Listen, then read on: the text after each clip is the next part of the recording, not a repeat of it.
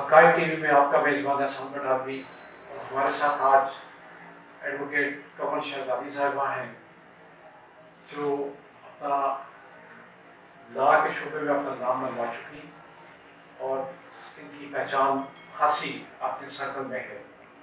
हम इनसे जानना चाह रहे हैं कि जो हरासमेंट का कानून बना है क्या उसका कोई फ़ायदा ख़वातीन को हुआ या उसके बाद हरासमेंट रुके, या जिन लोगों ने जिनके जहन में खबासत और गंदगी है क्या इस कानून के खौफ से वो लोग रुके। तो हम कौन शहजादी से जानना चाहेंगे कि कौन साहब ये तय कि क्या इससे कोई फ़र्क पड़ा है, इस कानून के बनने से फ़र्क पड़ा है, या एक सूरत और भी है कि क्या ख़वातीन अपनी शिकायत लेके कोर्ट्स में जा रही हैं या आप लोगों के पास आ रही है कि हमें केस करना इस बंदे पे, हमारे साथ जिसने हमें हरास किया है, और हरास की डेफिनेशन भी पता कर जाती है।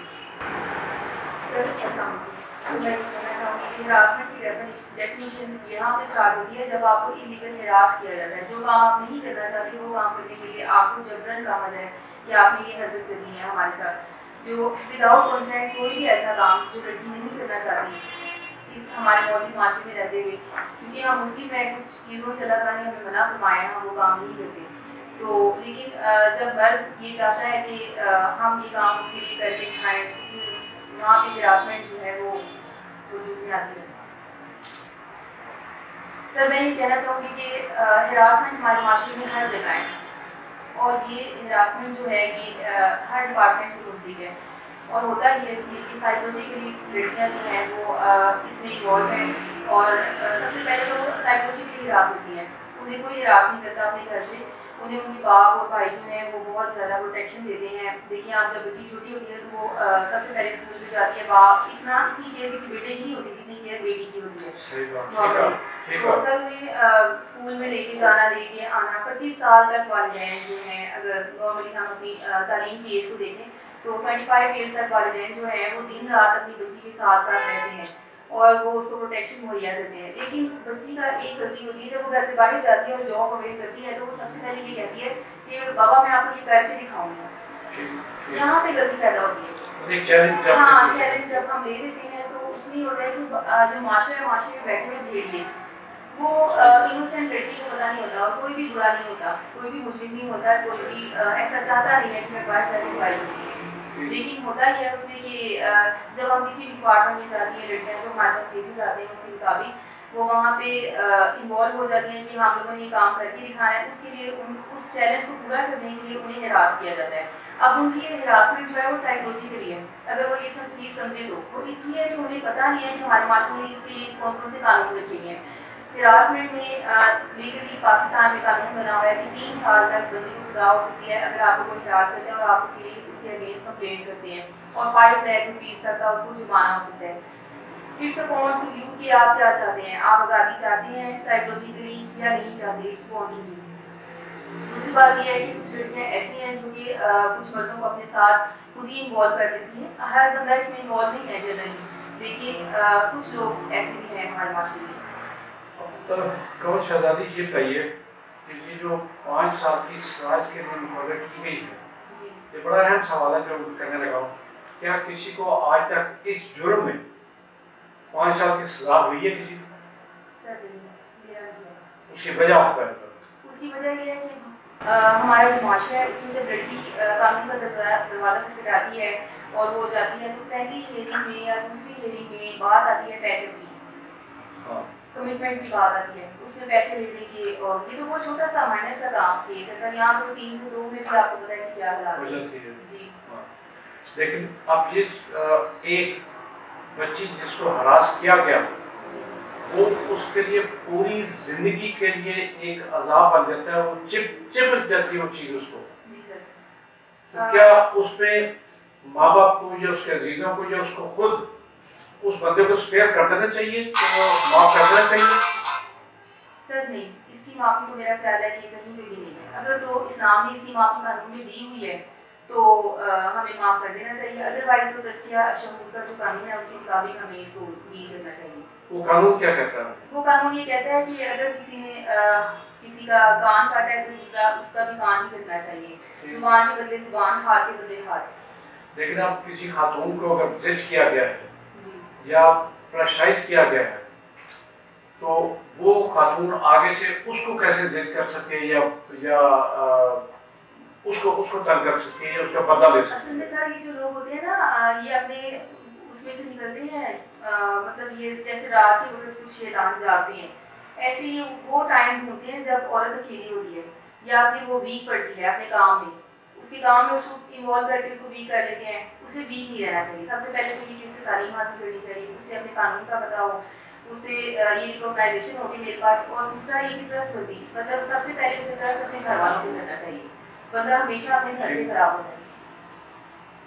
और ये जो सवाल जिससे मैंने कहा था कि क्या एक तो अभी तक किसी बंदे को भी आज तक 5 साल की सजा नहीं, बल्कि मेरा जो ख्याल है ये आप कंफर्म करेंगी कि अभी तक किसी को कोई सजा नहीं दिया जाता। इसकी वजह वही कंप्रोमाइज। तो फिर अगर हम ये कहें कि इसमें कसूर लड़की का है तो क्यों नहीं अपने आप को तहफ़्फ़ुज़ देती और पूरा मुआशरा उसके साथ खड़ा होगा। साथ में ये भी कह रहा हूँ कि यहाँ ये नहीं होगा कि कोई उसको कंडेम करेगा या उसके माँ बाप कंडेम करेंगे।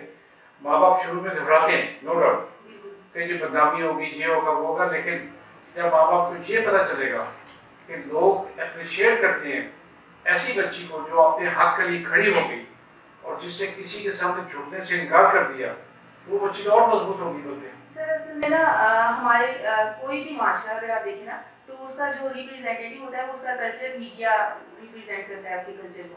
तो जो हमारे यहाँ पे बनने वाले ड्रामे हैं वो हमें बहुत बैक पे लेके जाते हैं, ये हो जाएगा वो हो जाएगा। अगर आप देखें on the other hand European countries को तो वो है कहते हैं कि इट्स ओके, अगर आपके साथ हो भी जाए तो आपकी ज़िंदगी तो नहीं खत्म हुई है ना, आप स्टडी कर सकते हो, आप कोई अच्छा डिपार्टमेंट अपने लिए चूज़ कर सकते हो, आप एक माशरे के एक अच्छे इंसान बन सकते हो, आप अपनी सलाहियतों को सामने ला सकते हो। यहाँ इसको कैसे करेंगे आप?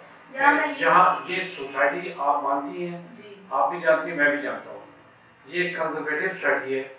अगर किसी बच्चे या बच्ची की दादी ने लव मैरिज की हो, लोग यहाँ उसको भी छोड़ते, उसको ताने देते रहते हैं कि इसकी दादी ने, इसकी नानी ने, इसकी खाला ने ये किया था, वो किया था। अब उसका क्या हल है? वो सबसे वो बताएं जो हल है इसका। एजुकेशन तो है ही है, एजुकेशन, तालीम, अवेयरनेस, मेन चीज़ अवेयरनेस। अवेयरनेस कैसे, इन चीज़ों के बारे में अवेयरनेस कैसे पैदा की जाए? और टाइम मोबाइल हमारे हाथ में है, यूट्यूब हमारे हाथ में है, हम उसे सर्च कर सकते हैं। ये आप मुझे लतीफ़ा बता रही हैं? सर हम अच्छे उसको केवल मीडिया आज नौजवान मीडिया पे जितनी फजूल चीज़ें, जितनी गंदी चीज़ें, जितने गंदे लतीफ़े और जितने नॉनसेंस किस्म की चीज़ें देखते हैं नौजवान, वो तो और उन्हें खराब कर रही है। मीडिया उन्हें ठीक तो नहीं कर रही, मीडिया अवेयरनेस तो नहीं पैदा कर रहा उसके लिए। मीडिया तो एक ऐसी फ्रैंकली स्पीकिंग ऐसी लानत बन चुकी है कि जिससे पूरी सोसाइटी को बर्बाद कर दिया। आप किसी रेस्टोरेंट चले जाएं, किसी जगह चले जाएं, 10 बंदे बैठे हैं, गए हैं खाने पे, 10 के 10 फोन पे लगे हुए हैं। सर एक पुलिस के दरमियान और एक यंग पर्सन के जो बच्चे हमारे स्टडी कर रहे हैं यूनिवर्सिटी में, वहाँ से एक ऐसा सिस्टम जनरेट होना चाहिए, ऐसी ऐप बननी चाहिए जिससे अगर कोई भी लड़की हरास हो तो न्यूज़ पुलिस तक मिनट में पहुँचे, 1 मिनट में पहुँचे। अगर मोबाइल हमारे पास है तो इसका फ़ायदा यहाँ पे होना चाहिए इस लिहाज से। नाज़रीन, कमर शहजादी ने आखिर पे एक बड़ी अच्छी तजवीज़ दी है कि हर बच्ची के पास वो ऐप उसके फ़ोन पे लोड की जाए जिस पे वो 1 सेकंड में, 1 क्लिक पे वो कंप्लेंट उसके नियरेस्ट पुलिस स्टेशन को और FIA के हेडक्वार्टर तक पहुंच सके। ये हरासमेंट से उसके बचने का बेहतरीन तरीका है। लेकिन उसके साथ हम ये कहेंगे कि उस बच्ची के साथ उसके माँ बाप को भी खड़ा होना चाहिए, बजाय इस बात के कि उसे ये डर कि जी लोग क्या कहेंगे, ये हो जाएगा, वो हो जाएगा, तुम्हारे बारे में बातें करेंगे। जो बोलता है उसे बोल देंगे, लेकिन जिसको आप सबक दे देंगे वो आप यकीनी तौर पे आपको अप्रिशिएट करेगा कि कम से कम कोई तो खड़ा हुआ इन बेहया लोगों के आगे। नाज़रीन, हम तमाम ख़वातीन से ये दरख्वास्त करेंगे कि वो अपना हक पहचानें और हक पहचानते हुए किसी को ये मौका ना दें कि वो आपको तंग भी करे और बाद में आप उसे माफ़ भी कर दें। बहुत शुक्रिया कमल शहजादी आपका, आपने हमें एजुकेट किया और हमारे नाज़रीन को भी इंशाल्लाह आपसे अब वक्तन फ़क्तन नहीं बल्कि हर हफ्ते कम से कम 2 दफ़ा मुलाकात होती रहेगी, जिससे आपसे हमने तय किया कि इंशाल्लाह लॉ पॉइंट्स और दूसरी चीज़ें आप हमारे मुश्किल पैनल पे होगी और आप बतौर एंकर भी हमारे साथ काम करेंगे। बहुत शुक्रिया आपका। अल्लाह हाफिज़।